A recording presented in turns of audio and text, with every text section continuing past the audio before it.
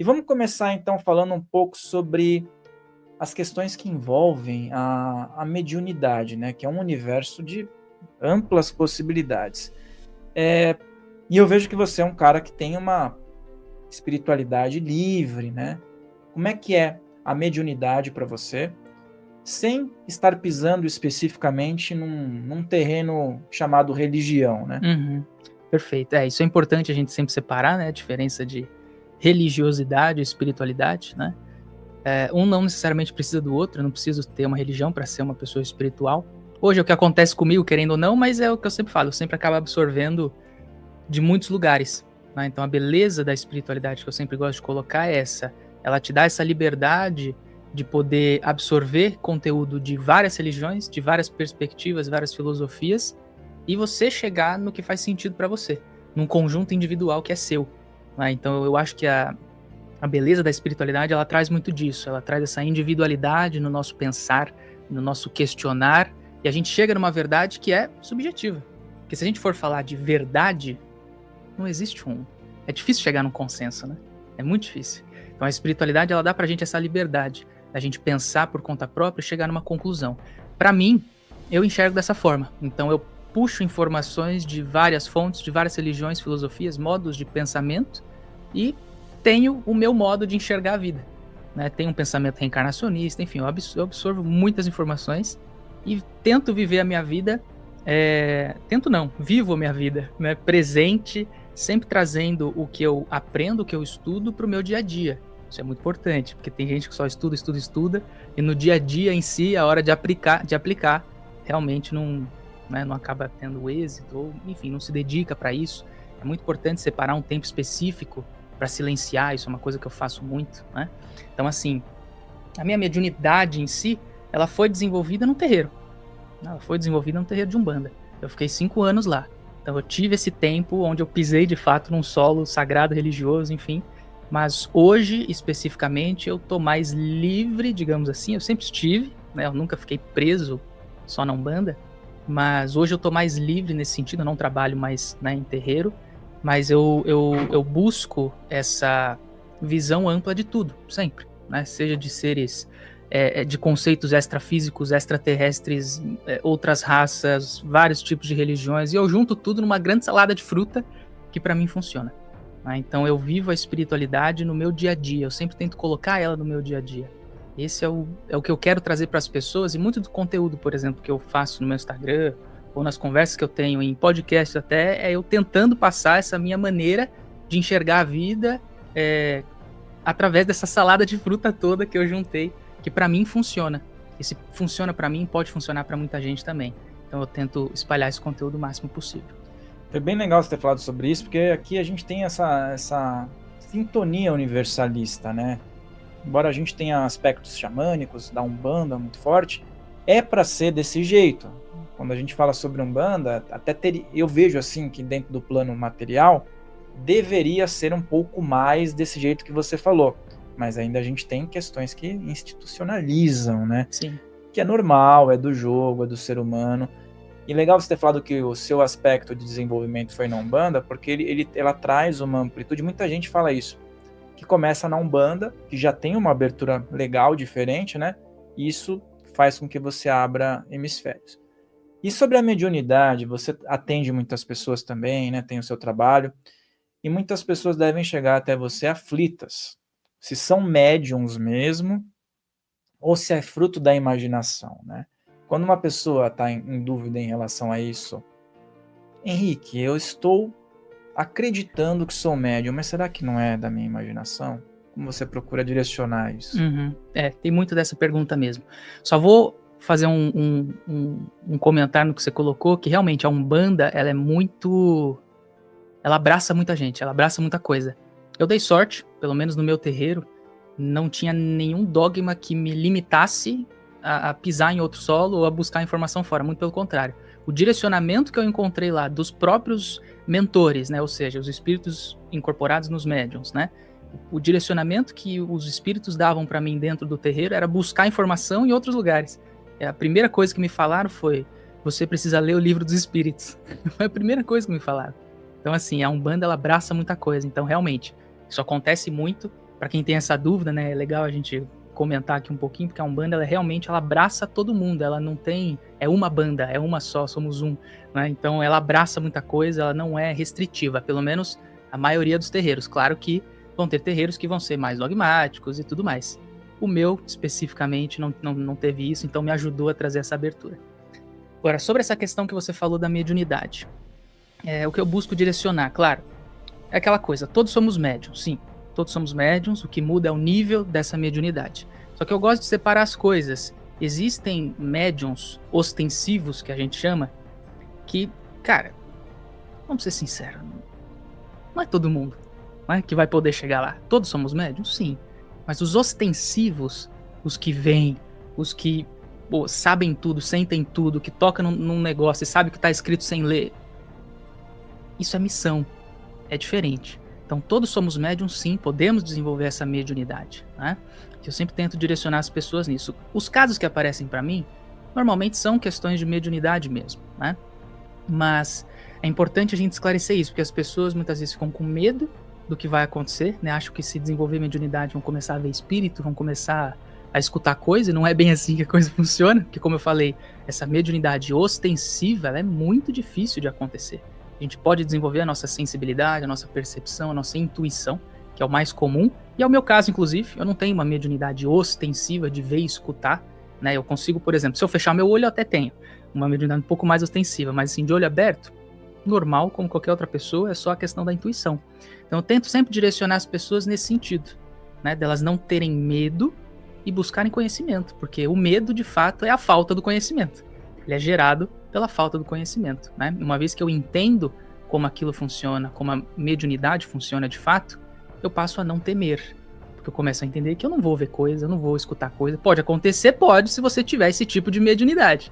Existem N tipos de mediunidade, né? Mas não é o comum de acontecer. Então eu sempre tento dar esse direcionamento para tranquilizar as pessoas e tirar esses dogmas que existem, essas crenças, né, limitantes que existem a respeito da mediunidade. É importante isso, porque são vários tipos, né, como você falou. Sim. O ver é algo que preocupa as pessoas, né? Eu percebo isso. Então, assim, às vezes a pessoa deve chegar até você com a preocupação se é médium ou não, né? Uhum. Mas pede a orientação para que você a ajude, mas fala assim, Henrique, só que eu não quero ver nada, tá bom? É mais ou menos isso que as pessoas ficam com um certo tipo de preocupação. Então, para quem está assistindo, dentro dessa sua experiência, né, coloque para as pessoas que, de repente, ela pode ter uma caixa diferente. Que mediunidade não precisa ser um negócio tão fora da sociedade, tão fora do plano material, né? Quais tipos de mediunidade as pessoas que hoje estão em casa e às vezes não sabem que são médiums podem estar experimentando e que tipos de efeitos isso pode estar acarretando na vida dela física também, tá? Uhum. A mais comum, mediunidade intuitiva. Eu acredito que todo mundo vai ter essa, é muito difícil não ter. E essa sim, dá para ser desenvolvida, fortalecida, com mais facilidade do que as outras, né? Não vou dizer assim que é impossível você desenvolver uma clarividência. Na minha opinião, não é.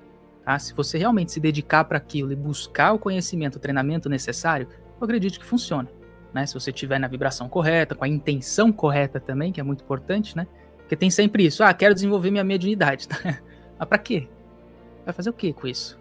Né? Você vai ficar lendo a mente das pessoas ou você vai realizar um trabalho de caridade? Porque mediunidade serve para isso, caridade, ajudar os outros, servir, né?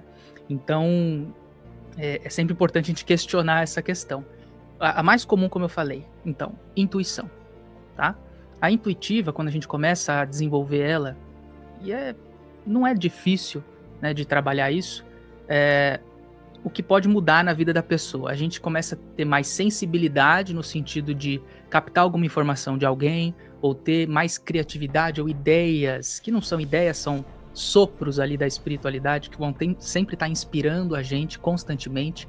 A gente tem uma facilidade de lidar com problemas muito maior, porque a gente começa a entender a vida de uma outra forma. A nossa intuição, ela vai falando com a gente, né? Aquela vozinha interna, a gente aprende a escutar, a gente aprende a entender o que é nosso, o que não é, o que vem de fora, o que é inspirado, enfim. Quando a gente começa a separar essas coisas, a nossa vida ela facilita muito.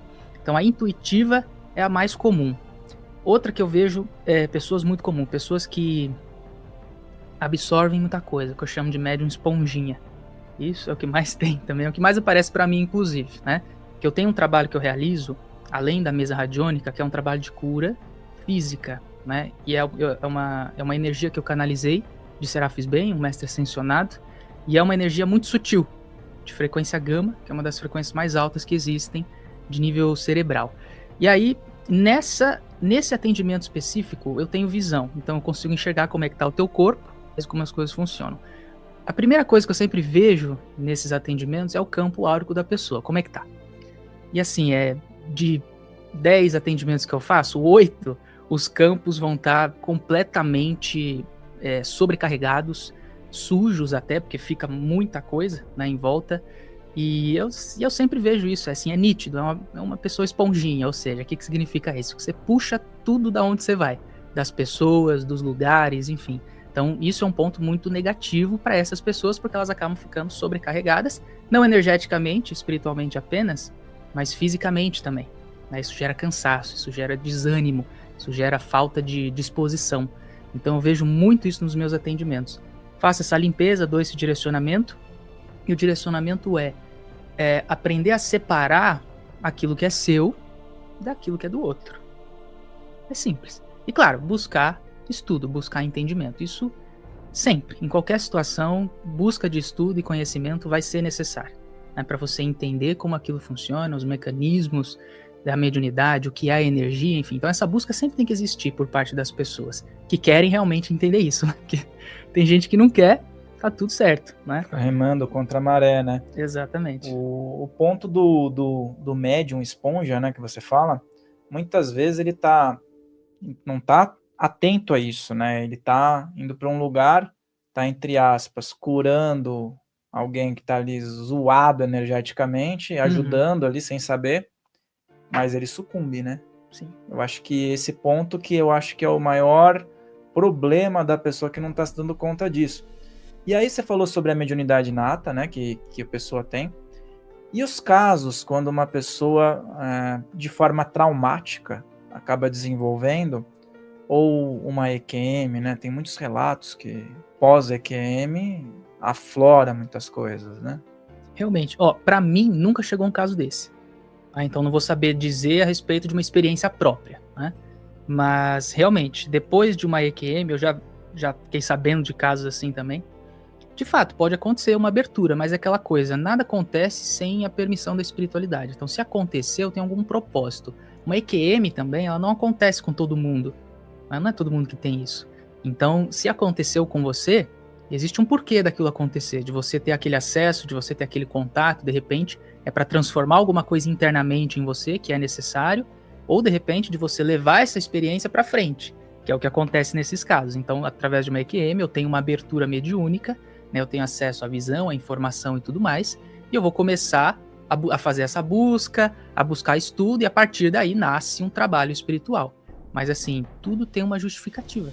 A gente precisa ficar tranquilo em relação a isso. Então, é aquela coisa, eu sempre falo, a gente precisa aprender a viver com a vida, a fluir com a vida, e não a querer nadar contra a correnteza. Então, a frase que eu sempre falo, que tudo tá certo, né, ela ela sintetiza basicamente o que eu quero dizer. Tudo tá certo. Tudo que acontece com a gente vai ter um significado específico para aquele momento específico. Então, se aconteceu essa abertura, se aconteceu esse desenvolvimento depois de uma EQM ou de qualquer outra experiência, era o momento correto. E a partir daí, você começa a usar isso a teu favor, sempre. Né? Porque tudo que acontece com a gente vai estar incentivando a gente a crescer de alguma forma. Então, a gente precisa sempre ter essa visão de saber usar a nosso favor, porque senão aquilo vai virar nosso inimigo. Como você mesmo colocou, que tem muita gente que está inconsciente desse fato de ficar puxando muita coisa das pessoas ou dos lugares, né? E de fato, acontece mesmo, a maioria das pessoas, infelizmente, é inconsciente disso, né? Falei sobre isso porque chegaram alguns casos de pessoas super céticas, né? O cara era super materialista, e aí o cara passou por uma EQM. Cara, isso transformou de uma tal maneira, o cara ficou tão sensitivo, começou a trabalhar com espiritualidade, porque o que ele viu foi muito revelador para ele, ele achou legal. Se ele falou assim, olha, se desencarnar desse jeito é bom, ele pensou. E dá até um uma sensação de tristeza num primeiro momento. A pessoa, ela tem um relato ali que ela se sente mal por não ter ficado lá, né? Mas aí trouxe um significado também para a vida material da pessoa. E muitas vezes isso acontece também, porque assim, às vezes a pessoa é tão cética, que ela precisa ter uma experiência de EQM, porque se ela desencarnar, ela vai ficar num looping de rejeição muito grande, e para aquele espírito se recuperar é muito difícil. Então isso também acontece. Às vezes a gente passa por alguma situação específica, porque se desencarnar, por exemplo, questão de Alzheimer. A gente pode até falar do Alzheimer quando a gente chegar no papo das doenças, mas só adiantando, o Alzheimer, por exemplo, às vezes a pessoa desenvolve o Alzheimer porque ela tem tanto apego à vida material, que se ela desencarnar com esse apego, ela vira obsessor. Então ele desenvolve um Alzheimer ali para ele desapegar, literalmente esquece as coisas materiais. Esse espírito esquece e o desprendimento dele depois, na hora que chegar, vai ser muito mais tranquilo para ele. Então tem várias situações que acontecem isso. Uma EQM também pode ser.